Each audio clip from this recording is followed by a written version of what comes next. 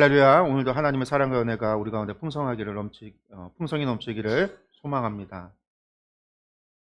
성도 여러분, 여러분들은 귀신의 존재를 믿으시나요? 오늘날 교회 안에 귀신의 존재를 믿지 않는 이들이 늘어나고 있다고 해요. 저도 말씀 위주의 목회를 하다 보니까 오해를 받는 경우가 좀 있습니다. 귀신 같은 것은 믿지 않고 혹은 영적이지 못하고 영적인 일에 대해서 무지하고 성령님의 역사를 불신한다라고 하는 그런 오해를 받기도 합니다. 왜냐하면 제가 그러한 설교를 잘 하지 않거든요. 주로 말씀만을 이야기하고 말씀대로 살아가자, 말씀에 순종하자. 근데 그러다 보니까 마치 율법을 강조하고 유대교회, 유대인들의 율법을 강조하듯 그러한 설교를 한다라는 것이죠. 이제 성경 강의를 해도 그래요. 목사님들 가운데 오셔서 우리 이제 하마성경학교 충주 목회자들뿐만이 아니라 우리가 하마성경학교 하면 다른 교파 전국에 있는 목사님들이 모여서 말씀을 공부하다 보니까 저희 강의에서 그런 것들을 오해하는 경우가 좀 있습니다. 그냥 저는 귀신의 존재를 믿어요. 영적인 것도 믿습니다.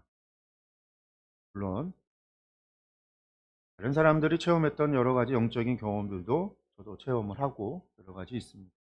단지 저희가 말씀을 전하는 순간은 하나님의 말씀을 전하는 것이 저의 개인적인 생각이나 경험을 나누는 시간이 아니기 때문에 것에 대한 저의 간증이나 경험들을 잘 이야기하지 않거든요. 대신에 이제 성경 공부나 제가 오후 예배 때는 조금 자유롭게 하기 위해서 요즘은 저의 이야기나 간증을 좀 하기도 합니다. 여러분들 귀신의 존재를 믿지 않는 이유로 현대 사회와 과학 문명 이것이 발달했기 때문이다라고들 믿어요. 과학의 시대에 무슨 귀신이냐라는 거죠. 그러다 보니까 이제 귀신의 현상이라고 하는 것, 영적인 현상이라고 하는 것들을요, 전부 정신 분석으로 설명할 수 있다라는 겁니다. 뇌의 문제, 정신의 문제로 보는 거예요. 이 교회 안에서 일어나고 있는 그런 영적인 이적과 기사 같은 그런 일들도요, 과학적으로 대부분이 설명이 가능하다라고도 이야기를 해요. 뭐 90% 이상을 과학으로 설명할 수 있다라고 이야기하는 사람도 있습니다. 그러니까 이런 영적인 일이라는 것이 존재하지 않는다라고 하는 이런 세속주의적인 세계관, 이러한 것들이 교회 안에 들어왔기 때문에 그렇다라는 거죠. 이러한 세속주의적인 영향, 물질주의 세계관이 교회 안에 침투해 들어오면서 점차 교회가 영적인 능력을 상실해 가고 사람들도 교회를 떠나고 있다, 이렇게 주장하는 이들도 있습니다. 근데 이러한 것이 사회 현상이라고 말해요. 그래서 이 교회만 성도 수가 줄어드는 게 아니라 어떤 종교적인 것들, 종교인의 수가 전체적으로 줄어든다라는 거예요. 무교인들의 수가 늘어난다라는 거죠. 그래서 교회뿐만이 아니라 저 천주교도 줄고 불교도 그 수가 줄어든다라는 거예요. 더 심각한 것은요, 종교의 사제에 해당하는, 기독교로는 목사고 천주교에서는 신부나 수녀가 될 것이고 불교에서는 중이 되는 거죠. 이러한 사람의 수가 현격히 줄어든다라는 거예요. 그리고 목회자의 수가 줄어드는 것도 우리 교회 안에서 아주 심각한 문제로 오늘날 보고 있는데, 근데 저희만 그런 게 아니라는 거예요. 우리가 이제 수가 줄어들어서 많이 줄었다고 하지만 카톨릭 같은 경우, 천주교 같은 경우는 신부가 되려고 하는 사람들, 수녀가 되려고 하는 사람들이 없어서 학교가 문을 닫아야 되는 지경에 이르르는, 그렇게 됐다라는 거예요. 중들도 마찬가지예요. 오늘날 중 되려고 하는 사람들이 없어서 중학교들이 문 닫아야 된다라고 하는 그런 일들이 벌어지고 있대요. 이게 전부 다 세속주의, 물질 만능주의, 과학 문명 발달로 일어나는 일들이라는 거죠. 그런데 여러분들 재미있는 게 뭔지 아세요? 종교인들의 수가 줄어든다, 무교자의 수가 늘어난다라고 이야기하는데, 재밌는 거는요, 교회 안에서는요, 이단들은 도리어 늘어나고 있어요. 이단은 늘어난다라는 거예요. 불교에서도요, 이단에 해당하는 것들, 사이비에 해당하는 것들이 늘어나고 있어요. 정통 불교하고 다른 증산도 같은 거 있잖아요. 도를 아십니까? 이런 거의 숫자는요, 점점 늘어나고 있어요. 더 심각한 것은 뭐냐면요, 무당이나 점쟁이 이런 거는요, 엄청나게 늘어났다라는 거예요. 코로나 이후로 동네마다 무당집이 늘고요, 점쟁이가 늘어나고 점집이 늘어났다라는 거예요. 저희 교회 주변만 해도 이 골목을 다니면요, 골목마다 점집이 있고 무당이 있고요, 뭔가 그런 것들이 늘어났어요. 제가 얼마 전만 해도 코로나 전만 해도 주변에 몇 개 되지 않았는데 요즘은요 골목마다 커브를 꺾으면 하나씩 있어요 막. 엄청나게 늘어났다라는 거죠. 이게 왜 이렇게 늘어날까요? 한마디로 말해서 그만큼 찾는 사람이 많다라는 거예요. 왕문명의 시대에 사이비 종교가 기승을 부리고 귀신을 찾는 이들이 늘어나는 아이러니가 발생했다라는 거죠. 주변에 무당집, 점집만 늘어난 게 아니에요. 텔레비전 보면은 심심치 않게 점쟁이 무당들이 나옵니다. 드라마에 무당들이나 점쟁이나 이런 것들 나오는 거는요, 꼭 나와요. 모든 드라마에 보면은요, 한 번씩은 등장하는 일들이에요. 예전에는요, 드라마에서나 나오던 것들이 요즘은 아예 예능 프로그램에서도 나와서 특히 요즘과 같이 1월 달이 되고 신년이 되면은요, 뭐 하죠? 점쟁이한테 가서 토정 비결 보고 연예인들이 새해 운세, 무당에게 가서 운세 점치는 프로그램이 나와요. 솔로 연예인들은요, 반드시 거쳐가는 게 있어요. 무당을 찾아서 올해 결혼할 수 있나요? 없나요? 연예 프로그램에 반드시 나오는 레파토리예요. 이러한 것을 보면서 알게 모르게 우리도 그러한 것들에 영향을 받는다라는 거죠. 성도 여러분, 분별하셔야 합니다. 재미로라도 그러한 것들을 하거나 보지 마십시오. 그러한 것들이 나도 모르게 우리의 생각에 영향을 줍니다. 우리의 신앙을 오염시킵니다. 그래서 성경에도 없는 이야기를 하면서 그것이 신앙이라고 이야기하고 신앙이라고 착각하고 신앙이라고 믿고 살아가는 성도들이 있어요. 그러나 들여다보면 실상은 무당들이 하는 것을 신앙이라고 말하고 있는 겁니다. 우리 안에 그러한 것들로 물들지 않도록 우리가 깨어서 분별해야 합니다. 그 기준은요, 오직 성경밖에는 없어요. 그런데 오늘 우리가 읽은 이 말씀에도 귀신이 등장을 하죠. 귀신이 등장을 합니다. 그런데 사실 오늘 이야기의 중요한 것은요, 이 귀신이 아니에요. 그러한 귀신을 대하시는 예수님이 중요한 거고, 이것을 통해서 예수님이 누구신가를 증언하고 있는 누가의 메시지가 중요한 겁니다. 특히 오늘 말씀은요, 지난주에 보았던 나사렛 사건과 대조를 이룹니다. 지난주의 말씀을 여러분들 기억해 한번 떠올려 보세요. 아, 나사렛에서 어떤 일들이 있었는가. 그렇게 지난주의 사건을 우리가 기억하면서 오늘의 말씀을 함께 보면서 우리가 은혜를 함께 나누고자 합니다. 그런데 지난주 예수님께서 고향인 나사렛에 가셨습니다. 그리고 그곳에서 안식일에 말씀을 전했다가 고향 사람들이 예수님을 죽이려고 했어요. 그런데 그 고향 사람들의 한 절반은 예수님의 친척들이었을 겁니다. 그들이 예수님을 죽이려고 한 겁니다. 자신들의 메시아, 자신들의 희년을 예수님께서 어떻게 설교했기 때문에 이방인의 메시아로, 이방인을 위한 희년으로 선포하고 설교했기 때문입니다. 그러나 예수님께서는요, 그들의 소나기에서 무사히 벗어날 수 있었어요. 하나님께서 보호하신 거죠. 그리고 그 뒤에 예수님께서 이 나사렛을 떠나서 다시 갈릴리 북쪽에 가버나움으로 가셨습니다. 그것이 지금 오늘 말씀의 이야기입니다. 배경이 되는 거죠. 그럼 한번 말씀을 다시 보겠는데요. 31절과 32절의 말씀 보겠습니다. 갈릴리의 가버나움 동네에 내려오사 안식일에 가르치심에 그들이 그 가르치심에 논란이 이는 그 말씀이 권위가 있음이러라.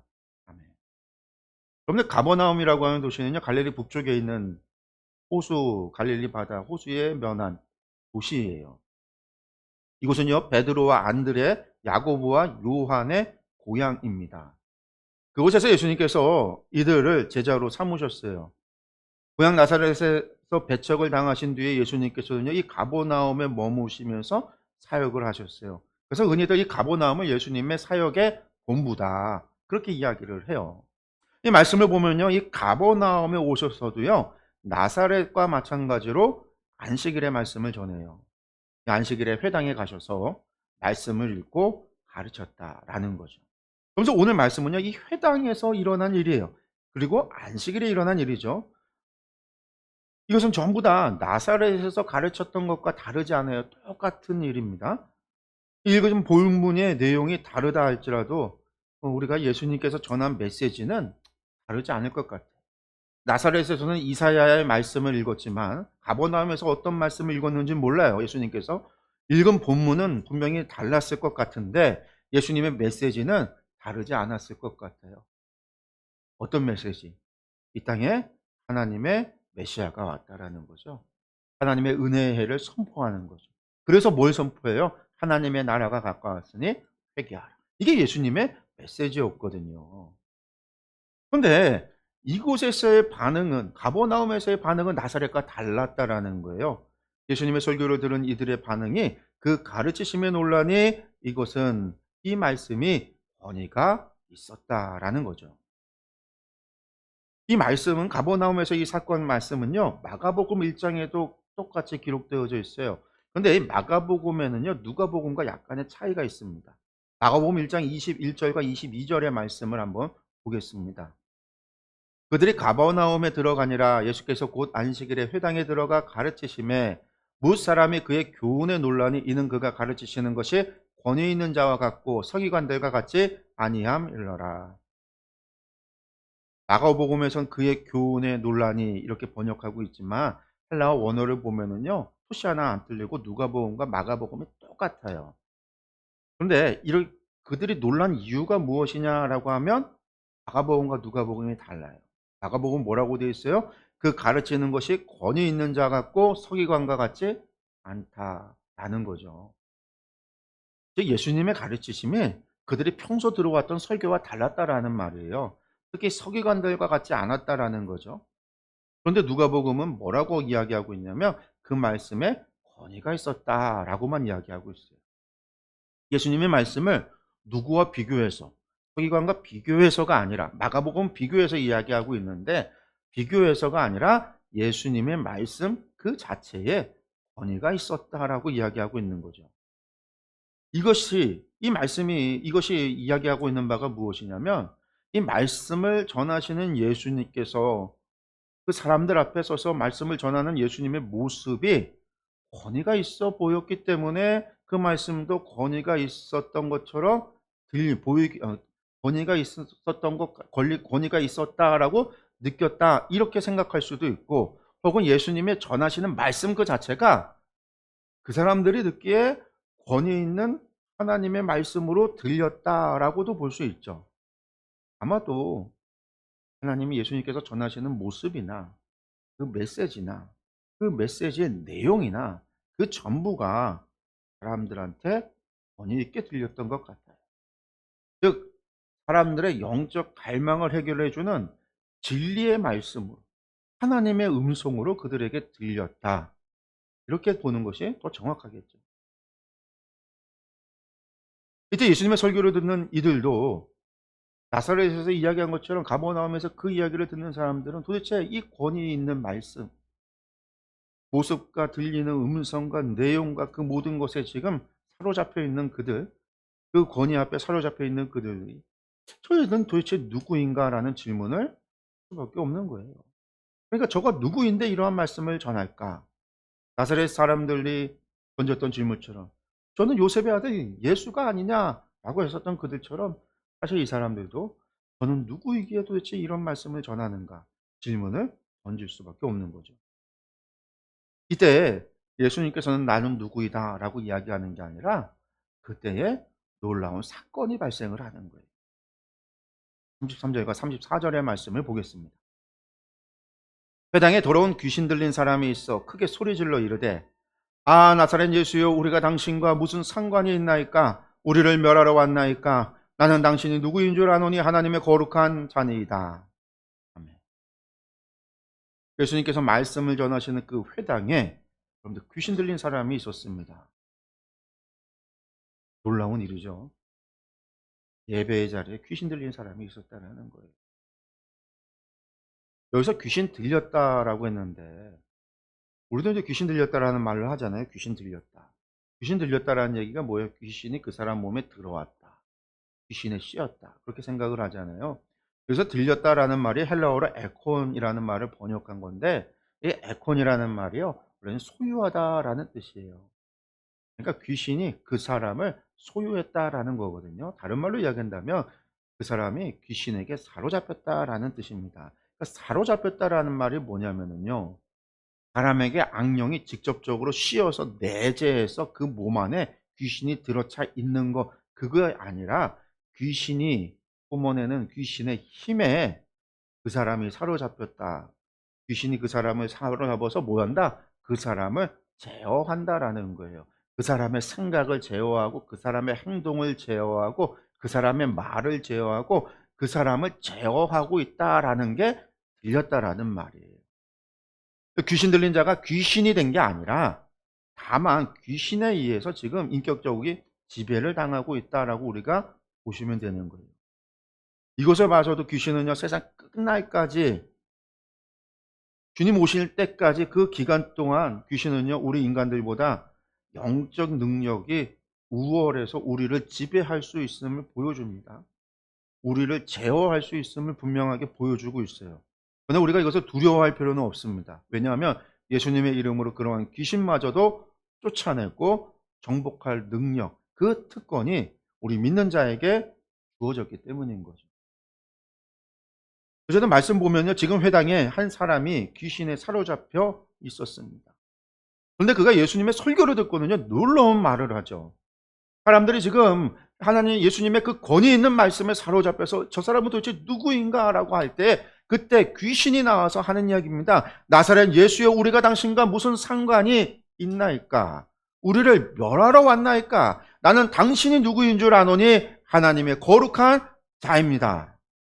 그런데 귀신도 예수님의 말씀을 보고 알았는지, 아니면 예수님이 들어오실 때 이미 예수님을 보자마자 알았는지 그건 모르겠어요.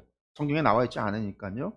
그런데 분명한 것은요, 예수님의 말씀이 끝나고 나서 회당에 모여있는 모든 사람들이 그 권위에 놀라면서 저는 누구일까라고 궁금해하고 있는 그때에 귀신이 나서서 예수님이 누구인지를 증언하고 있는 거예요.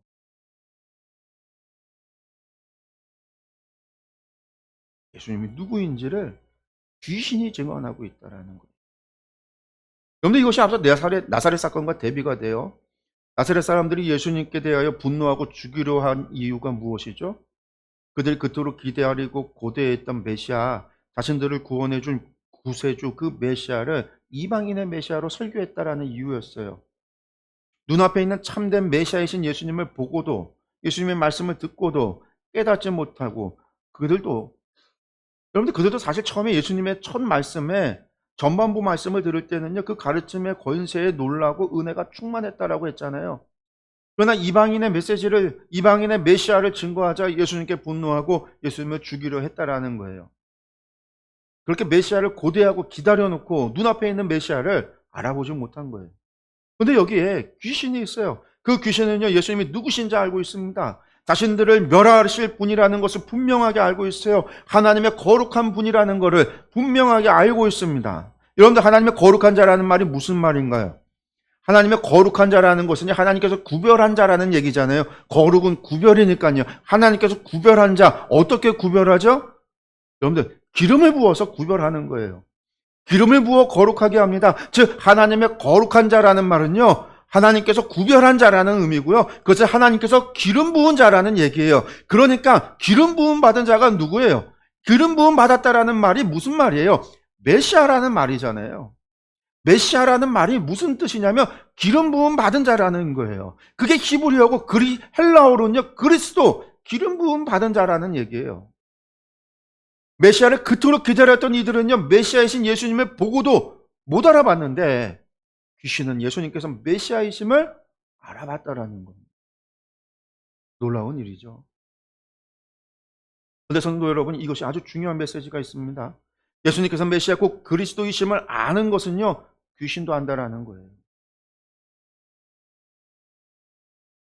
사람 중에 아무도 눈치채지 못했는데 귀신이 가장 먼저 알아챘다라는 거죠. 그러므로 예수님께서 그리스도이심을 아는 것, 그런데 그건 중요하지만 깨닫는 것 중요해요. 그런데 그것보다 더 중요한 것이 있다라는 겁니다. 예수님을 그리스도로 믿고 영접하는 것이 중요한 거예요. 귀신은요, 예수님께서 그리스도이심을 알았어도, 그리스도이심을 믿었어도 영접하지 않았습니다. 영접한다라는 것은요, 곧 순종한다라는 거잖아요. 예수님을 나의 주인으로 받아들여서 예수님의 뜻대로 산다라는 거예요. 예수님을 나의 주인으로 모신다라는 거예요. 그런데 그러기 위해서 반드시 예수님의 뜻대로 살기 위해서, 예수님을 영접해서 이제부터 예수님의 뜻대로 산다라는 것, 그러기 위해서 반드시 필요한 것이 무엇이냐면 회개입니다. 우리의 길을 돌이켜 예수님께서 인도하시는 길로 가는 거예요. 그렇습니다. 여러분들, 귀신은요, 예수님께서 그리스도이심을 믿고 알았어요. 그러나 뭐 하지 않아요? 회개하지 않습니다. 그의 길을 돌이키지 않습니다. 그렇게 예수님의 뜻대로 살지 않아요. 그게 귀신이에요. 성도 여러분, 회개치 않으면 아무 소용이 없습니다. 예수님을 믿고 영접하여 그 뜻대로 행하고 살지 않는다면 아무 소용이 없어요. 귀신도 예수님께서 그리스도이심을 알고 있습니다. 귀신도 예수님을 하나님의 거룩한 자고 그리스도라, 메시아라 고백해요. 그러나 행하지 않고 순종하지 않고 말씀대로 살아가지 못한다면 그 귀신과 다를 바가 없습니다.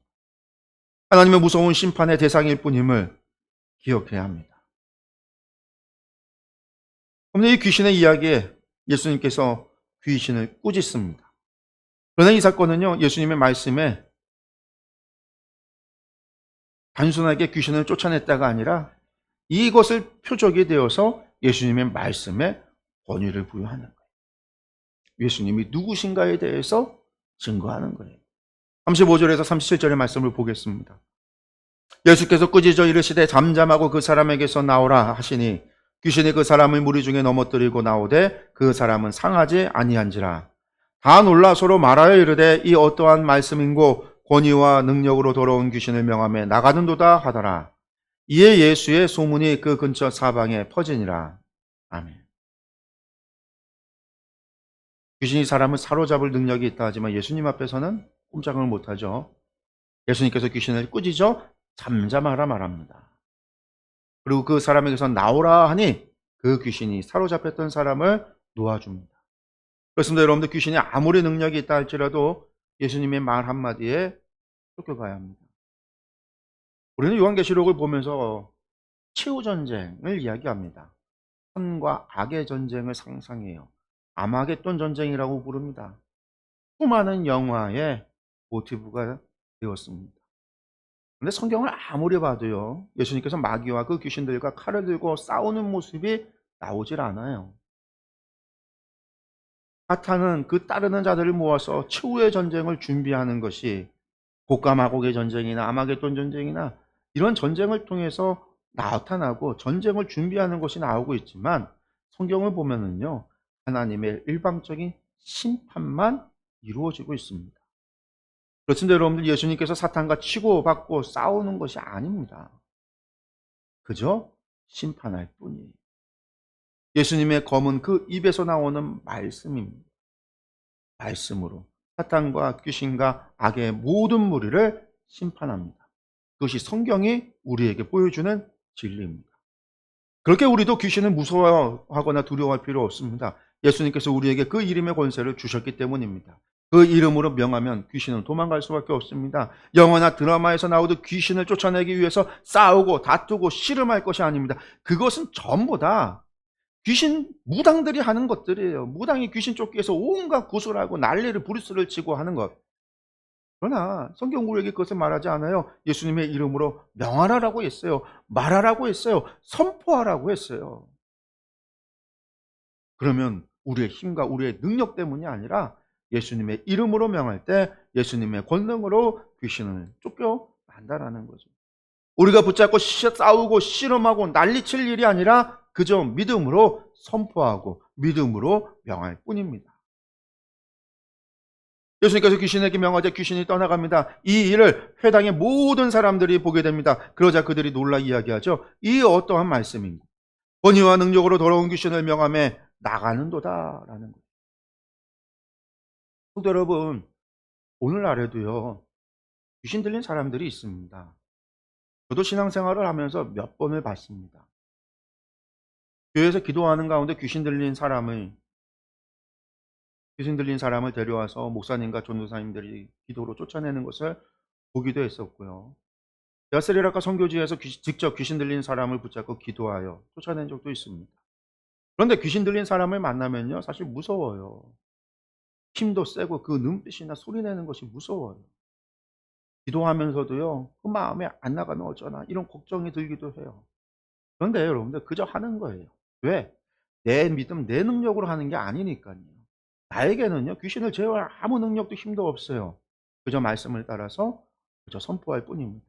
말씀을 붙잡고 말씀을 의지하고 예수 그리스도의 이름으로 명할 뿐입니다. 여러분들 그러할 때 역사가 일어납니다. 그것을 경험하면서 하나님의 살아계신과 예수님의 이름의 권세를 더욱 깨닫게 됩니다. 예수님께서 귀신을 쫓아내자 그것을 본 사람도요, 예수님의 권세에 놀라고 깨닫게 돼요. 예수님이 메시아인 줄 아는 거죠. 성도 여러분, 선포하십시오. 말씀을 따라 명하십시오. 여러분들을 사로잡고 있는 것, 그래서 여러분들을 제어하려고 하는 모든 것을 향해서 예수님의 이름으로 선포하십시오. 여러분들 그것이 질병이 되었던, 여러분들 그것이 여러분들 삶의 문제가 되었던, 아니면 정말 여러분들을 사로잡고 있는 귀신의 세력이 있던 예수님의 이름으로 명하십시오. 의지하고 명하십시오. 계속해서 명하십시오. 날마다 명하십시오. 그리할 때 주님의 역사를 보게 될 것입니다. 회당에 모였던 사람들이 이 놀라운 일을 목격합니다. 예수님은 말씀만 권위 있는 것이 아니라 말씀으로 명하여 귀신을 쫓아내는 능력까지 보이셨습니다. 능력이 표적이 됩니다. 예수님의 말씀에 더 큰 권위를 부여하게 되는 거죠. 뿐만 아니라 이 귀신이 예수님을 증거했습니다. 하나님의 거룩한 자, 하나님의 기름 부음 받은 자, 하나님의 메시아. 예수님을 메시아로 이야기한 겁니다. 두려움의 대상이었던 귀신이 예수님을 보고 두려워합니다. 예수님께서는 귀신을 멸할 권능이 있기 때문이죠. 이것을 회당에 있는 모든 사람들이 봤습니다. 이들이 예수님의 증인이 돼요. 이들은 회당을 떠나자마자 만나는 모든 사람들에게 이 놀라운 이야기를 전합니다. 이 땅에 메시아가 왔다라는 거죠. 그 뒤로 어떤 일들이 일어날까요?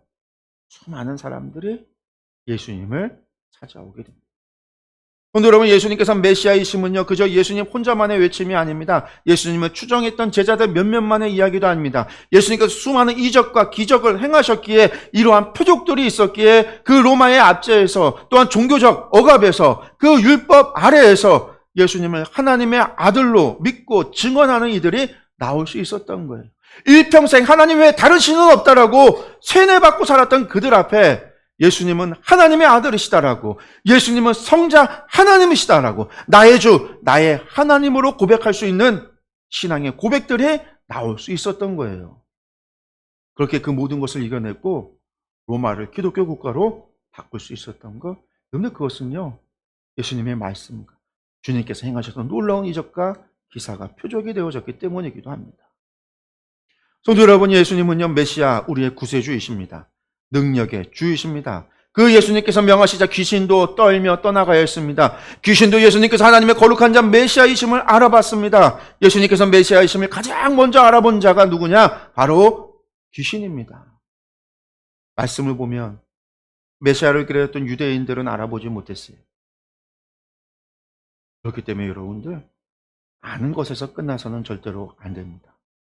예수님이 그리스도시다, 여기서 멈춰서는 안 돼요. 우리가 교회에서 함께 예배드리고 수많은 성도들이 이 땅 가운데 있지만 그들이 정말로 예수님을 영접하고 살아가느냐, 그저 예수님을 그리스도로 아느냐, 분명한 차이가 있습니다. 귀신도 안다라는 거예요. 귀신도 예수님을 메시아로 믿었다라는 거예요. 그저 알고 단순히 믿는다라고 한다면 아무 의미가 없습니다. 그래서 요한은요, 용접하는 자, 그 이름을 믿는 자에게 하나님의 자녀가 되는 권세를 주었다라고 했습니다. 그저 믿는 자가 아니라 영접하는 자를 믿는 거 앞에 뒀다라는 거예요.